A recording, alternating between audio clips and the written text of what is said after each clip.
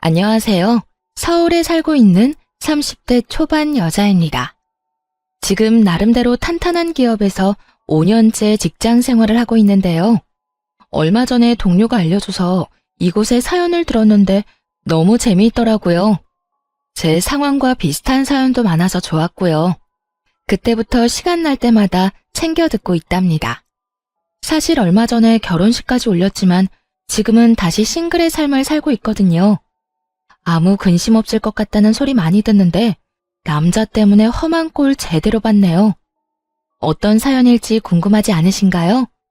혹시 지인이 알아볼까봐 좀 부끄럽기도 한데 용기 내서 한번 털어놔 볼게요. 태어났을 때부터 쭉 한 동네에서 살았어요.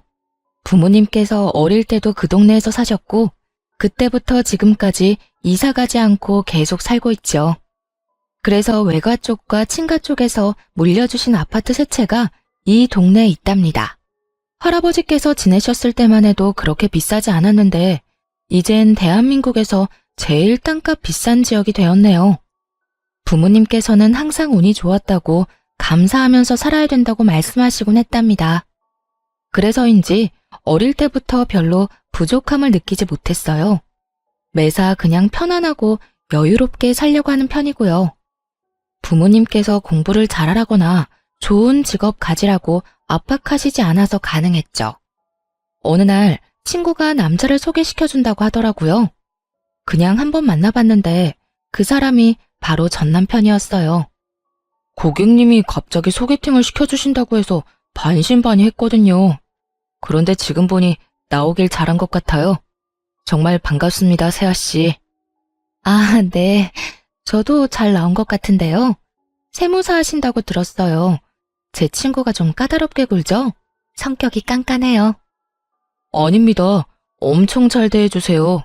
다행히 마음에 드셨는지 제 일 처리를 좋아해 주시더라고요. 역시 깐깐하신 분이라 우리가 잘 어울릴 거라고 딱 한눈에 아셨나 봐요. 저를 너무나 잘 아는 친구라서 잘생긴 남자를 소개시켜줬더라고요.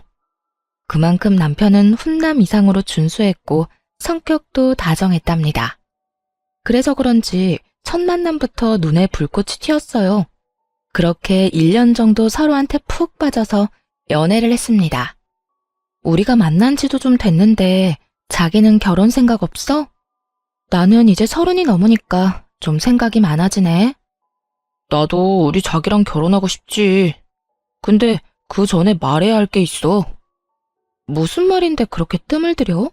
갑자기 막 무서워지려고 해. 우리 가족이랑 집안 상황에 대해서야. 가끔 자기 말 들어보면 강남에 살고 부모님도 경제적으로 여유 있으신 것 같더라. 자기도 사랑 많이 받고 자랐다는 게 느껴져. 근데 난 완전히 반대거든. 거의 개천에서 용난 케이스라고 할까? 그래서 자기한테 우리 집 얘기하기가 좀 그렇더라고. 그랬구나. 그러고 보니 자기 가족들 얘기는 거의 들어본 적이 없네. 또 자기가 지금 혼자 사니까 별로 가족들 생각은 안 해봤어. 우리 집은 아직도 상가주택에 전세로 살아. 내가 어릴 때부터 방 2개 있는 집에서 동생 2명이랑 부모님이랑 계속 살았어. 나는 회계사 시험 합격하자마자 바로 독립했고.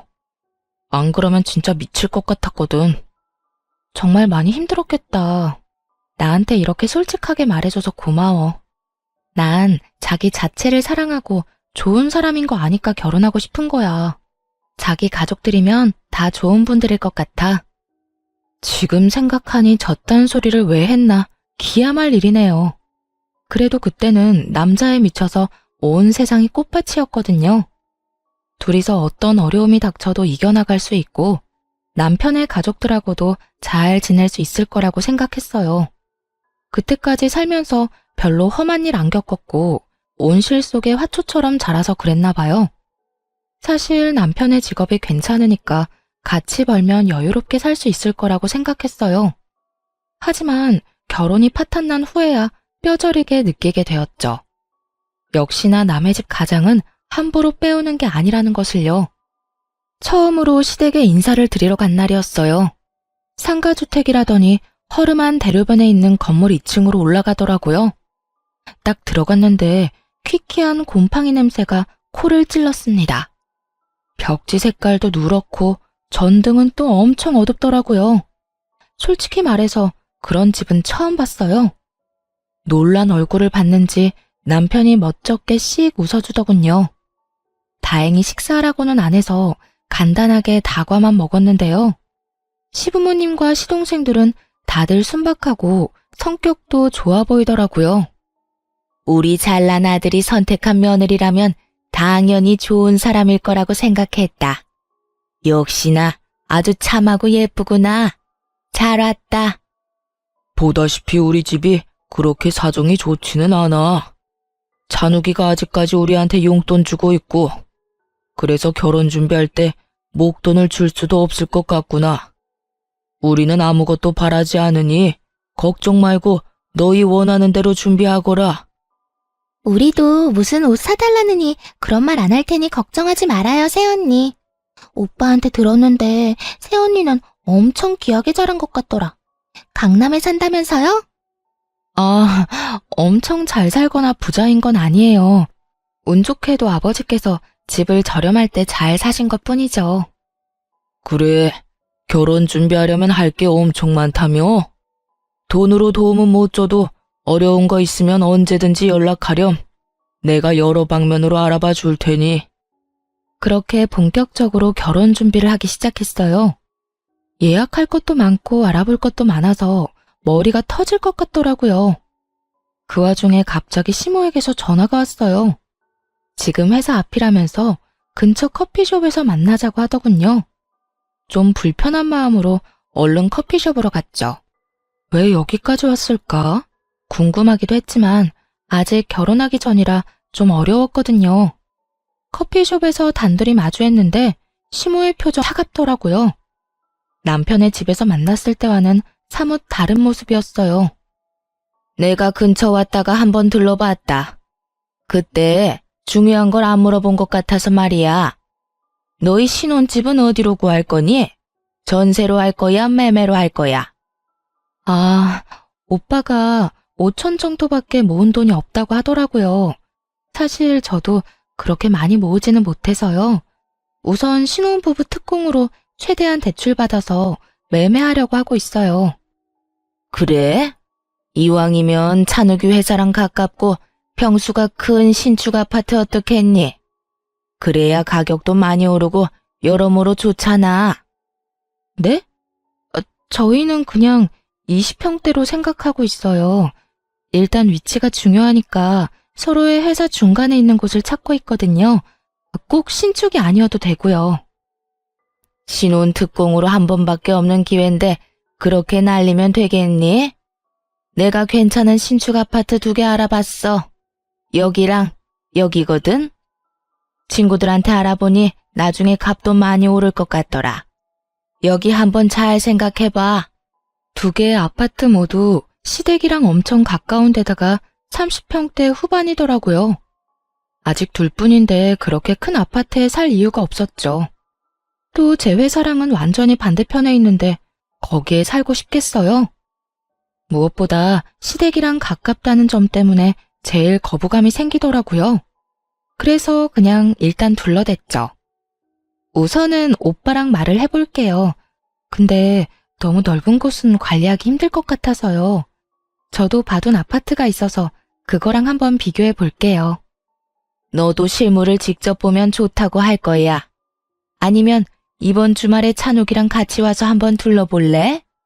내가 잘 아는 부동산 지인이 있거든. 얼마나 집요하게 계속 물고 넘어지시던지 애 둘러서 거절하느라 정말 힘들었습니다. 근데 웃긴 게 마치 짠 것처럼 남편도 그 아파트를 은근슬쩍 계속 말하더라고요. 나도 아파트 좀 알아보긴 했거든. 근데 어머니가 알려주신 그 아파트가 제일 괜찮은 것 같더라고.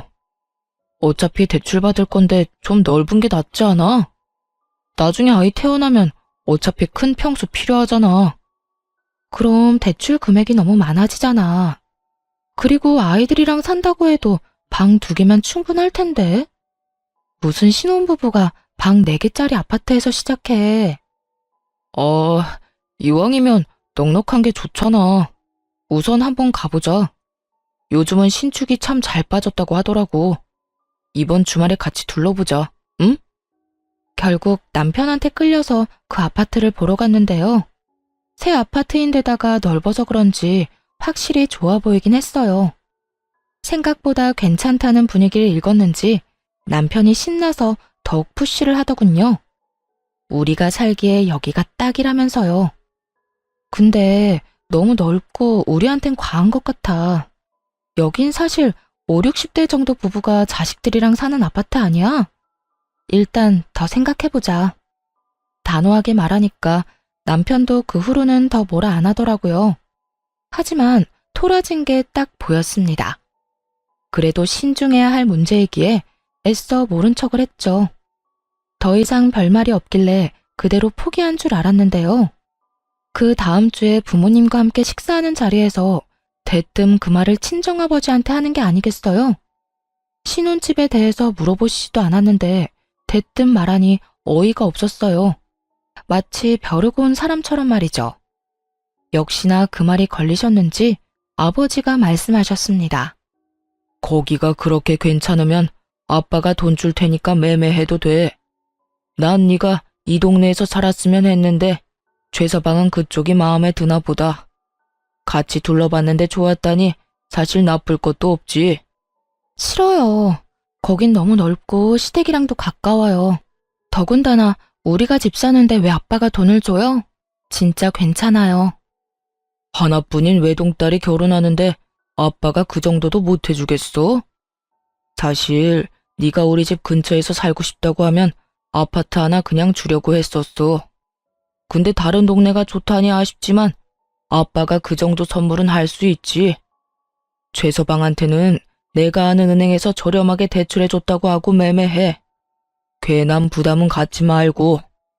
몇 번이나 거절했지만 부모님이 계속 말씀하셔서 마음이 흔들리더라고요. 결국 아버지가 1억을 뺀 나머지 매매 금액을 빌려주시기로 했어요. 남편한테는 아버지가 시킨 대로 말했죠. 아버지 친구가 은행 지점장이라서 대출 이자를 엄청 괜찮게 쳐주신대. 그래서 거기에 내 이름으로 대출 받으면 될 것 같아. 그래? 진짜 잘 됐다. 역시 내가 장가 하나는 잘 간다니까. 처갓집이 능력 있으니까 도움을 많이 받네. 진짜 고마워 자기. 어차피 빌리는 건 똑같은데 뭐. 대신 대출이자 더 낼 테니까 아파트는 내 명의로 하는 게 어때? 그건 좀 아니지 않아? 차라리 이자를 내가 더 내고 내 명의로 하면 모를까. 그건 절대 안 돼. 무조건 공동 명의로 해야지. 남편은 생각보다 훨씬 더 화를 내면서 절대 안 된다고 펄쩍 뛰더라고요. 반대할 줄은 알았지만 사실 제 입장에선 좀 억울하죠. 우리 아버지가 90% 정도 돈을 대주는 건데 아버지 명의로 해야 할 판 아닌가요? 아버지가 말하지 말라고 당부하셔서 어쩔 수 없이 결국 공동 명의로 매매하고 말았죠.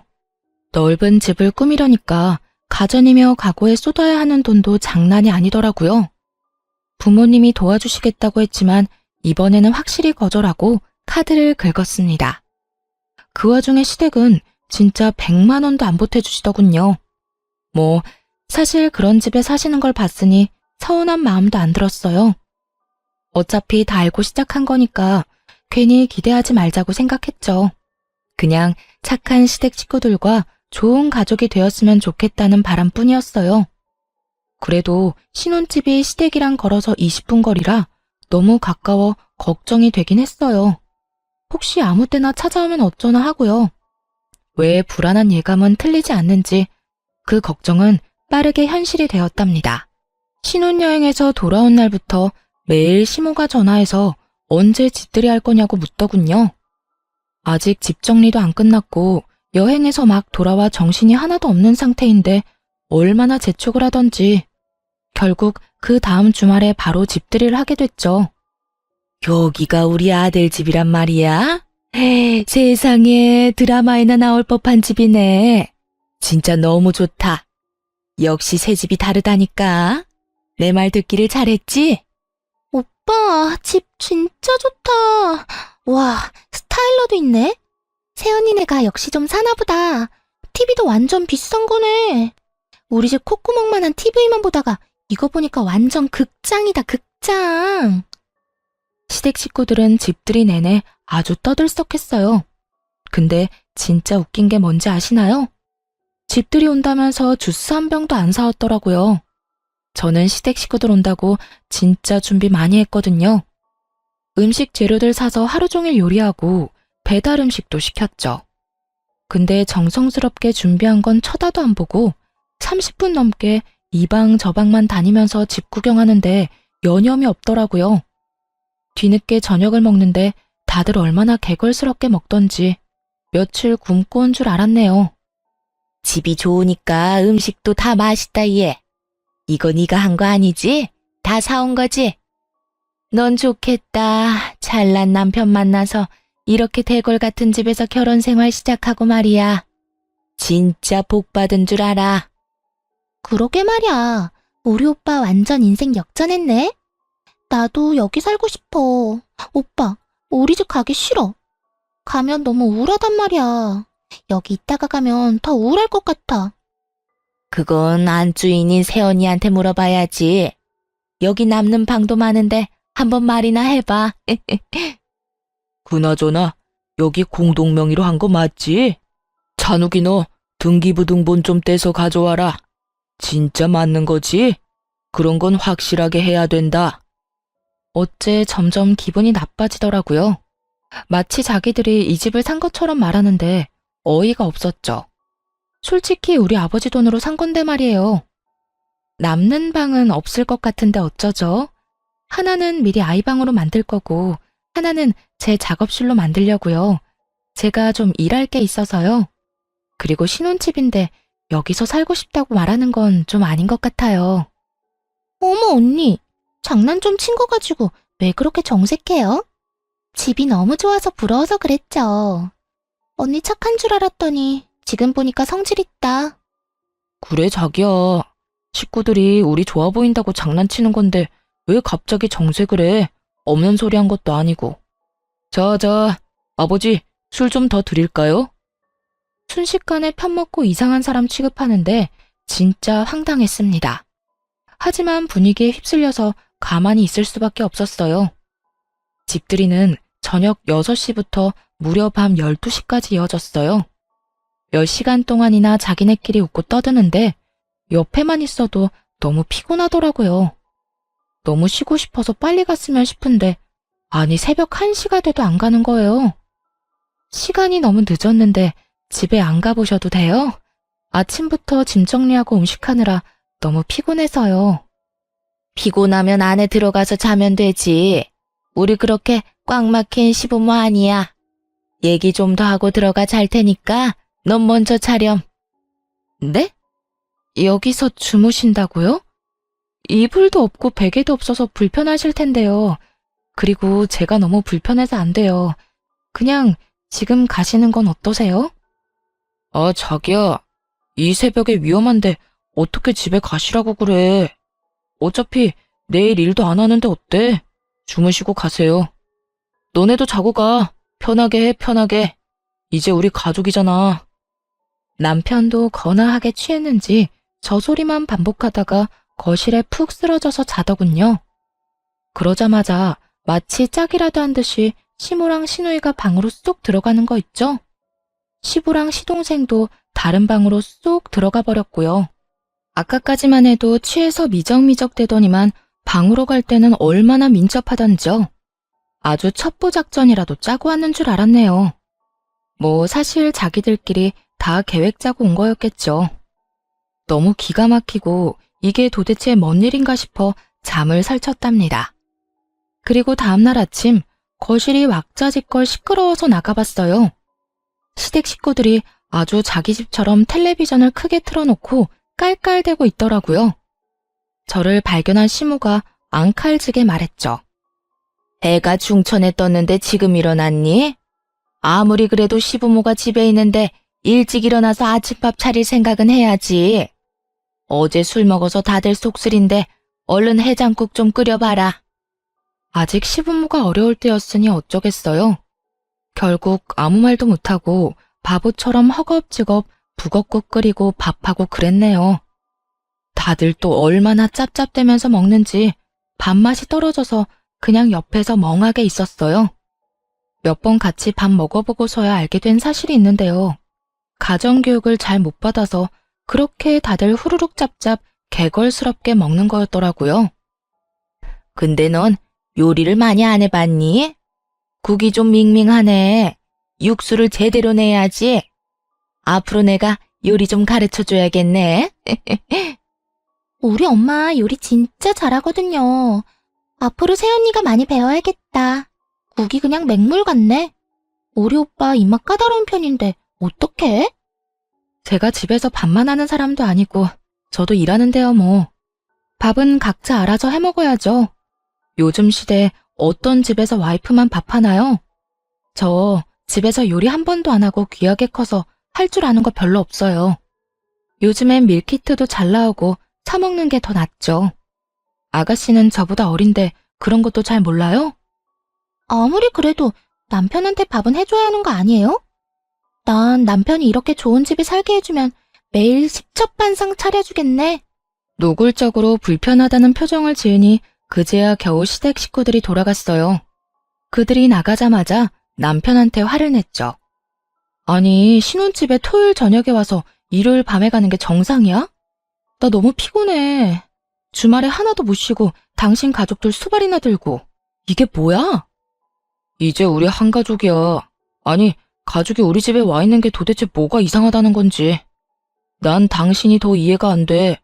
이렇게 정없는 사람인 줄 몰랐네. 오히려 저를 정없고 이상한 사람이라고 몰아가는 남편의 모습에 실망스럽더라고요. 그래도 신혼이니까 괜한 다툼 안 만들고 이해하려 노력했답니다. 근데 얼마 지나지 않아 또 일이 터졌죠. 퇴근하고 집에 왔는데 문 앞에서부터 여자 웃음소리가 크게 들리더라고요. 남편이 늦게 오는 날인데 무슨 일인가 싶어 놀라서 들어가 봤죠.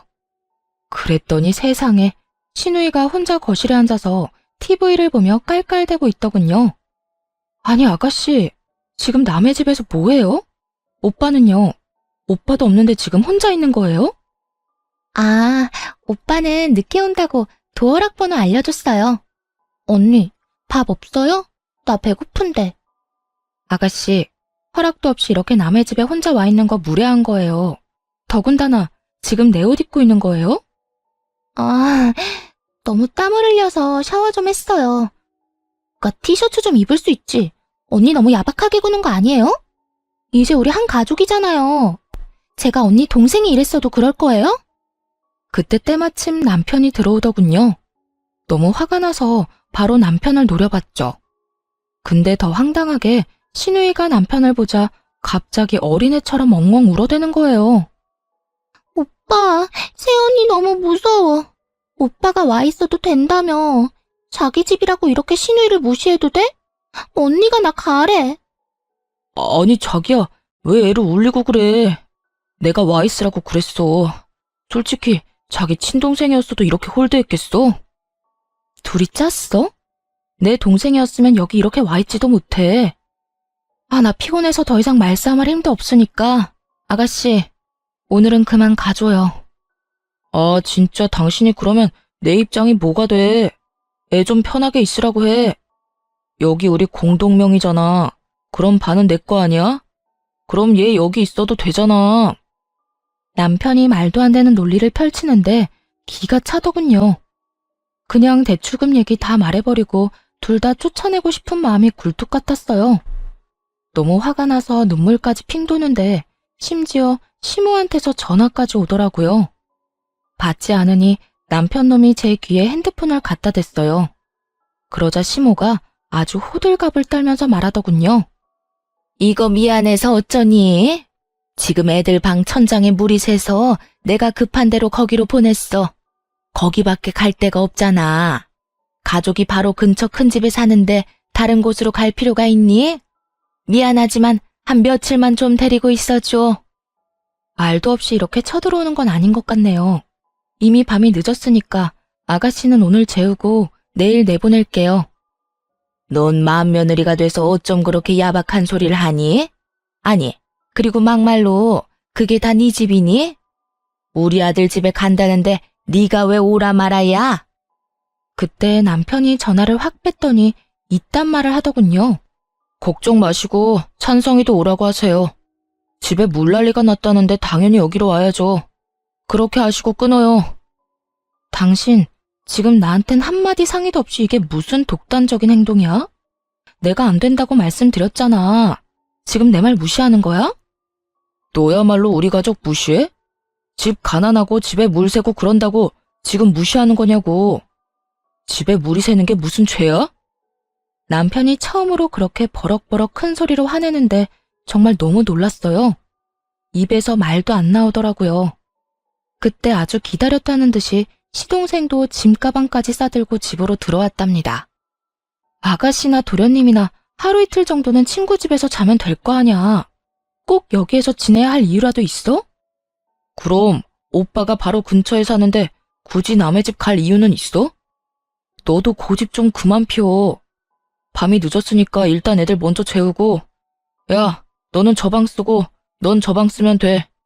신경 안 쓰이게 조용히 잘 지내. 알았어? 알았어. 세연이 진짜 무섭다 무서워. 집 없는 사람 서러워서 어디 살겠어? 나도 남자 잘 만나서 이런 집에서 살고 싶다. 신우이랑 시동생은 마치 지네들 방인 양 자연스럽게 쏙 들어가 버리더라고요. 뭐라 말할 틈도 없었습니다. 결국 그 밤에 대판 싸우고 남편은 거실 소파에서 잤답니다. 서로 얼굴 보지도 않고 출근해서 하루 종일 기분 나쁜 상태로 지냈고요.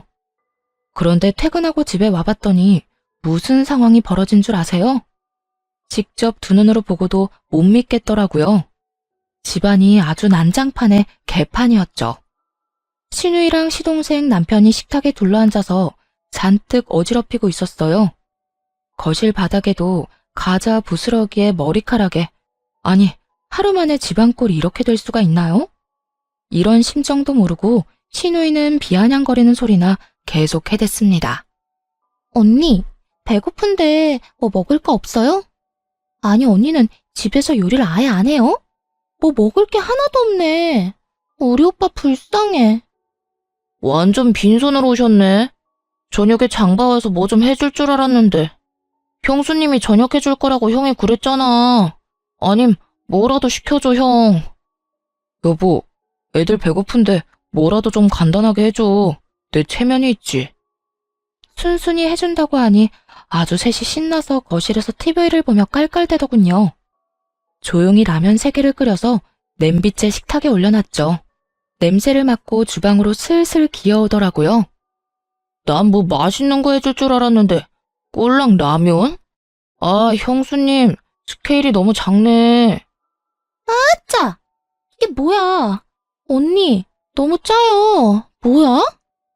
바쁘게 일하고 온 사람한테 밥 차리라는 게 지금 말이 돼요? 하루 종일 놀면서 내 집 엉망으로 만들어 놓고는 난 더 이상 못 참으니까 당장 내 집에서 나가.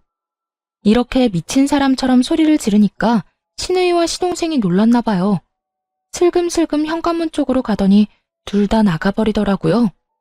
남편도 놀랐는지 그냥 벙쪄 있었고요. 참는데도 한계가 있어. 남의 집에 쳐들어왔으면 깨끗하게라도 하고 있어야지 개판으로 만들어? 또 내 옷까지 입고 바닥에 던져놓은 꼴 좀 봐. 이래서 가정교육이 중요한 거야. 여기서 가정교육 얘기가 왜 나와?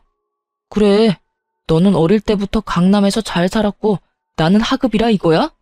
이제 본색을 드러내는구나. 먼저 본색 드러낸 건 당신이랑 당신 가족들 아니야? 결혼하고 처음에 나한테 뭐라고 했어? 다 알아서 하라면서 상관 안 한댔잖아. 그런데 지금은 당신 가족들이 우리 집에 나보다 더 오래 있어. 누가 보면 당신 가족들이 사는 집인 줄 알겠다고. 고작 며칠 있는 거 가지고 왜 그래 진짜. 내가 너 때문에 우리 가족 볼 면목이 없어. 장인 장모가 이 집에 와 계신다고 생각해봐. 그러면 네가 그때도 이딴 식으로 행동했을까? 몇 번을 말해. 그런 상황 자체를 안 만든다고. 당신 가족들이 들락거리느라 우리 부모님은 아직 여기 와보지도 못하셨어. 그건 알고서 지금 그딴 말을 하는 거야? 그 후로 2주 넘게 남편이랑 눈만 마주치면 싸웠어요. 남편만 봐도 너무 스트레스를 받아서 일부러 야근하고 늦게 들어왔고요. 어차피 방도 많겠다. 남편한테 다른 방 가서 자라고 해버렸죠. 남편과 시댁 식구들의 행동에 질려버려서 정이 뚝뚝 떨어졌거든요. 시댁 인간들도 더 이상 연락 안 하길래 이제 좀 잠잠해지려나 했는데요. 그게 폭풍 전야였다는 걸 그땐 알지 못했죠. 남편의 생일이 다가오자 어떻게 해야 될지 혼자 고민을 했어요. 하루에 한마디도 안 섞을 정도로 사이가 안 좋아졌거든요. 남편도 여전히 냉랭하게 대하길래 될 대로 되라 하고 그냥 아무것도 안 했죠. 근데 남편 생일날 퇴근하고 집에 가보니 어떤 일이 벌어진 줄 아세요? 세상에, 시댁 식구들이 다 와 있는 거 있죠?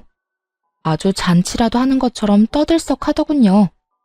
시모는 제 집인 양 주방에서 신나게 요리를 하고 있었고, 나머지 시댁 식구들과 남편놈은 거실에서 껄껄대면서 텔레비전을 보고 있더라고요. 더 웃긴 건 아무도 저한테 인사조차 하지 않았다는 거예요.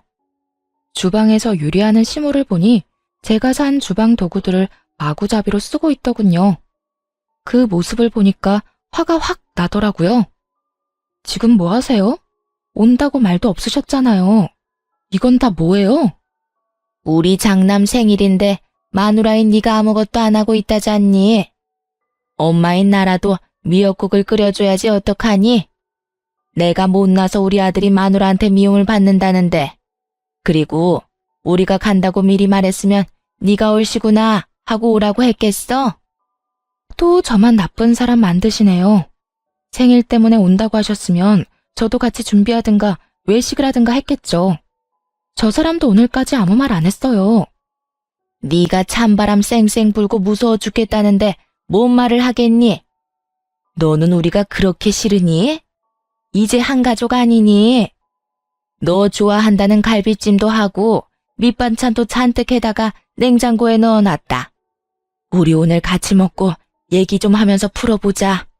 시모가 눈물까지 글썽거리면서 손을 잡고 이런 말을 하니 괜히 저도 너무했나 싶고 잘못한 것 같은 마음도 들더라고요. 그래서 시모를 도와서 밥 차리고 다 같이 모여서 저녁을 먹었죠. 시누이가 사온 케이크를 두고 생일 축하 노래도 부르고요. 정말 오랜만에 화기애애한 분위기가 이어졌어요. 새언니, 우리 너무 미워하지 말아요. 언니가 깔끔한 사람인 거 잘 알았으니까 앞으로 조심할게요. 가끔씩 여기 놀러와도 좀 따뜻하게 대해줘요. 너 대신 내가 네 남편 생일상도 차려주고 음식도 다 해줬다. 솔직히 나 같은 시어머니 있나 한번 찾아봐라. 이렇게 잘해주는 시어머니 진짜 없다. 맞아. 우리 엄마 같은 사람 진짜 없어. 자기한테 뭐라고 하지도 않고 밥도 해주고 말이야. 이렇게 투덕대는 것도 다 가족이 되는 가정이지 뭐. 나도 그동안 미안했어. 자기, 우리 오늘로 다 푸는 거다. 그날 밤에 같이 농담도 하고 시부모의 옛날 얘기도 들었습니다. 거의 새벽 2시까지 가볍게 맥주도 마시며 그동안 쌓인 걸 풀었어요. 시간이 늦어서 다들 우리 집에서 자고 가기로 했고요. 시모랑 시누이 둘이 자고 시동생과 시부가 다른 방에 들어가 잤습니다. 그렇게 일단락이 됐다면 그쪽 입장에선 참 좋았겠죠. 아침이 되자마자 작전을 개시했습니다. 시댁 식구들이 자고 있는 방마다 들어가서 냄비를 신나게 두드려댔어요. 특히 시모랑 시누이 귀에 대고 더 크게 쾅쾅 두드려댔죠. 아유, 시끄러. 귀 찢어지겠네. 얘가 지금 아침부터 미쳤나? 그만하지 못해? 여보, 뭐 하는 거야? 뭐 잘못 먹었어? 그만해, 그만하라고. 남편이 손에서 냄비와 국자를 뺏으려고 달려들었죠. 이에 질세라 그 국자로 남편 머리를 팍 세게 쳐버렸답니다. 정신 나간 건 너네들이지. 당장 옷들 주워 입고 내 집에서 나가. 너도 나가, 당장. 뭐? 아니, 내가 왜 내 집에서 나가? 나갈 거면 당신이 나가. 당신이 뭔데 나가라 말아야?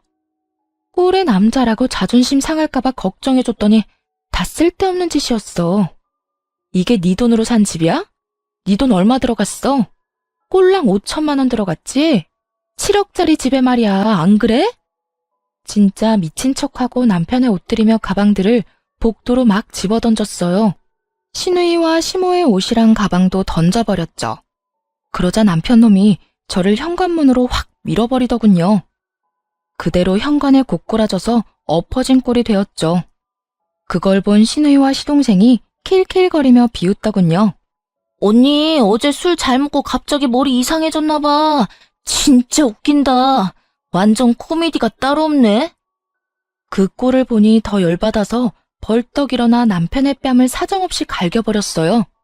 그러곤 핸드폰으로 동영상을 하나 보여줬죠. 이거 다 보고 나서도 킬킬거릴 수 있나 한번 두고 보자. 장난기 가득했던 신우의 얼굴이 동영상을 보자마자 하얗게 질리기 시작했답니다. 자기 얼굴과 시모의 뒤통수가 녹화되었고 짓거리는 말이 다 녹음되어 있었거든요. 어젯밤에 시댁 인간들이 다 자러 들어가고 난 뒤였어요. 오랜만에 방에서 화기애애한 분위기로 얘기한 후 남편은 금세 골아떨어졌죠. 저는 맥주 2잔밖에 안 마셔서 그런지 취하지도 않았고 눈이 말똥말똥 하더라고요. 그래서 혼자 TV나 볼까 하고 거실로 조용히 나갔어요.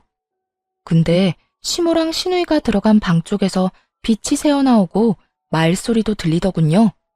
살짝 그쪽으로 가봤죠. 그런데 그 순간 신우이의 말이 귀를 확 잡아당겼어요. 새언니 진짜 단순해. 그치? 좀 비 맞춰줬다고 또 바로 풀리네. 내가 좀 어리숙해 보인다고 했잖아. 여유 있는 집에서 자라서 그런지 애가 의심도 없고 똑똑한 척 해대도 애가 허당이야. 그러니까 이 아파트도 산 거 아니야. 그러게 말이야. 한 달은 계속 밀어붙여야 될 줄 알았는데 여기 사라고 몇 번 말하니까 또 바로 그러자고 하는데 웃기더라. 그 큰돈 대출도 지 아빠 도움받아서 이자 싸게 잘 받았다며? 그래, 우리 찬욱이가 아주 제대로 물었어. 이제 여기로 이사 올 날도 얼마 안 남았다. 맞아. 이대로 한두 달만 잘해주면서 눌러앉으면 계획대로 되는 거지 뭐. 오빠 하나 잘 둬서 드디어 우리도 이런 큰 집에 살아본다. 너무 좋아. 지가 아무리 싫다고 해봤자 어쩔 수 없어. 어차피 공동명의인데 자기 집도 아니잖아. 엄마, 우리 빨리 여기로 이사 오자. 여기 있다가 우리 집 가면 진짜 거지 같아. 빨리 거기 뜨고 싶어 죽겠어. 그때 물 샌다고 거짓말하고 일주일은 눌러앉아 있으려고 했는데 혜언니가 얼마나 지랄하던지 좀 놀라긴 했어. 아, 좀만 더 기다려. 차근차근히 해야지. 욕심난다고 확 지르면 다 어그러지는 법이야. 엄마만 믿고 있어. 여기서 떵떵거리면서 살 날 얼마 안 남았어. 시모와 신우의 대화가 심상치 않아 바로 동영상을 찍어놨답니다. 계속 엿듣는데 너무 충격적이고 속았다는 사실에 화가 나서 몸이 떨리더라고요. 아침까지 잠 한숨 못 자고 이를 부득부득 깔면서 궁리를 했죠. 이것들을 대체 어떻게 해야 할까? 동영상을 본 시모와 신우이는 백지창처럼 하얘진 얼굴로 저를 봤습니다. 그런데 오히려 남편놈이 뻔뻔하게 소리를 치더라고요. 아니, 혼인신고한 부부가 시부모님 모시고 살 수도 있는 거지. 당신 도대체 뭐가 문제야? 우리가 결혼하기 전에 시부모님이랑 절대 같이 살면 안 된다고 약속이라도 했어. 뭐라고? 터진 입이라고 뻔뻔한 말이 잘도 나오네. 넌 결혼 전부터 작정하고 너네 식구들이랑 나를 속였어. 이거 사기죄야. 알아? 사기죄 좋아하네. 네가 법을 잘 알아? 너보단 내가 더 잘 알겠다. 아니, 그리고 지금이 아니더라도 양가 부모님 더 나이 드셔서 아프시면 어쩔 건데? 그땐 당연히 우리가 모셔야 하는 거 아니야? 그러기 전에 좀 미리 같이 살면 안 돼? 오히려 당신한테도 좋을걸? 우리 엄마가 대신 애도 봐주고 집안일도 해주면 얼마나 좋아. 아, 그래. 세아가. 같이 살면 살림도 해주고 우리 손주도 내가 다 봐주마. 오히려 네가 더 좋은 거지. 손해볼 게 있니? 그럼 이건 어때? 우리 가족들이랑 같이 사는 대신 내가 대출이자 다 부담할게. 아, 그래? 그럼 지금 대출이자 몇 프로인 줄 알아? 한 달에 얼마 내는지 아냐고. 왜 대답을 못해? 말해봐. 그거야. 생활비 통장으로 당신이 알아서 대출이자 내니까 난 모르지. 전기세 몇천 원 더 나왔다고 아끼자던 인간이 대출 이자는 왜 모를까? 내가 진짜 이런 말은 상스러워서 안 하려고 했는데 참을 수가 없다. 너 없이 산 거 티내니? 그냥 가만히만 있었어도 네 수준에선 꿈도 못 꿀 거 충분히 얻었을 거야. 왜 그 가짜는 머리를 굴려서 이런 사달을 만들어? 그게 뭔 말인데? 갑자기 전기세는 뭐고 이자는 왜 물어보는데? 아, 내가 다 낸다고. 좀 비싸도 내가 낸다고 됐지? 이거 한번 보고서나 말해. 이 집에 대출이 있나 확인해 보라고. 진짜 헛똑똑이는 너야. 누구한테 어수룩하대? 머리도 굴릴 줄 모르는 것들이. 그제야 등기부등본을 확인해 본 남편이 아리송하단 표정을 짓더군요. 자기는 아무것도 모르겠다는 듯한 얼굴인데 꼴 보기도 싫었어요. 아니, 대출이 없네? 이게 어떻게 된 거야? 그럼 7억에 가까운 돈을 다 내고 매입했다고? 당신한테 그만한 돈이 있었단 말이야? 친정아버지가 그냥 사라고 돈 주셨어. 네가 이 아파트 사자고 난리를 쳐서 내가 곤란해하니까. 그리고 나중에 네가 이딴 식으로 나올까 봐 대출 받은 거라고 말하라고 하셨고. 어머 세상에, 우리 사돈이 보기보다 더 재력이 있으시네. 그 큰 돈을 한 번 해주시고 대단하시다 정말. 우리 아들 진짜 장가 잘 갔다. 사돈한테 전화드려서 감사하다고 말씀드려라. 이 집 인간들 IQ는 무슨 물고기 IQ야? 내가 지금까지 말한 거 뭐 들었어? 다 나가라고 내 집에서. 네 돈 달랑 5천 들어갔고 내 돈 7억 들어갔으니까 나가라고. 나가기는 내가 왜 나가? 엄연히 이 집 공동명이야. 이거 왜 이래? 그렇게 걱정이 됐으면 아예 처음부터 말하고 당신 명의로만 하든가. 그런데 그냥 바보같이 공동명의로 한 거잖아. 이제 와서 뭐 어쩔 건데? 무식하면 용감하다더니 딱 그 짝이더라고요. 눈을 까뒤집고 침 튀기며 살벌하게 말하는 남편놈이 더는 인간으로 안 보였습니다. 그래서 그냥 차갑게 비웃으며 말해줬죠. 우리 아버지가 그 큰 돈을 주시면서 그런 것도 안 알아보셨을까봐? 걱정해줘서 고맙다 고마워. 명의 취소 소송 진행할 거니까 걱정하지 마. 네 이름 빼는 건 일도 아니니까. 네가 아무리 그래 봤자다. 넌 엄연히 우리 최 씨 가문으로 시집 왔고 죽어도 우리 집 귀신이야. 우리 아들이 너랑 이혼할 것 같니? 소송을 하든 뭐든 해봐. 우리는 이 집 절대 안 뺏긴다. 내가 왜 그쪽 집안 귀신이에요? 나 아직 법적으로 솔로거든요? 시모가 말하는 꼴이 너무 웃겨서 마구 웃음까지 나오더라고요. 뭐야? 오빠 혼인신고 안 했어? 우리가 혼인신고 결혼식 전에 꼭 하라고 했잖아. 어? 혼인신고 했는데? 우리 그날 같이 가서 했잖아. 아니야? 아, 그래? 기억이 잘 안 나나 보네. 같이 하려고 만났는데 네가 회사에 일이 있다고 갑자기 갔잖아. 그래서 나 혼자 하고 간다고 했었지 아마? 그래. 근데 그날 안 했다는 말이야? 야, 너 그거 사기야. 사기 같은 소리 하네. 너네가 나한테 한 짓이 사기지 이 사기꾼들아. 이제 다 알았으면 당장 내 집에서 꺼져. 혼인신고 혼자 하려고 했던 그날 친구한테 전화가 와서 잠깐 통화를 했었어요. 친구가 요즘은 좀 살아보고 늦게 신고한다면서 나중에 하라고 하더라고요. 안 그래도 그때 하도 아파트 때문에 속이 시끄러웠거든요. 이 사람과 결혼해도 되는지 고민을 많이 했고요. 그래서 일단 그날 안 하고 돌아섰다가 결혼식 준비로 계속 미루게 됐던 거죠. 그러다 시댁 인간들을 보고는 혼인신고하면 안 되겠다는 확신이 들었던 거고요. 계획이 완전 망했다는 걸 깨달은 시댁 인간들의 얼굴이 하얗게 질리더군요.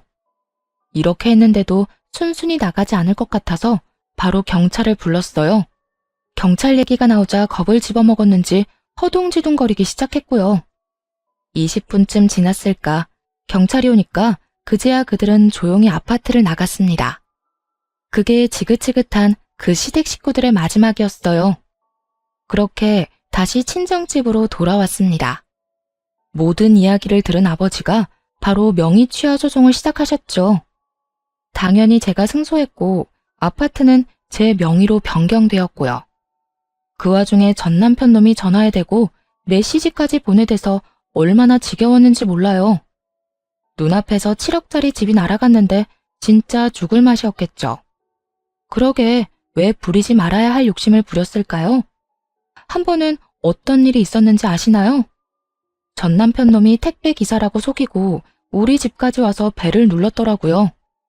택배라고 해서 무심코 나갔다가 전 시모랑 둘이 서 있는 걸 보고 얼마나 놀랐던지요.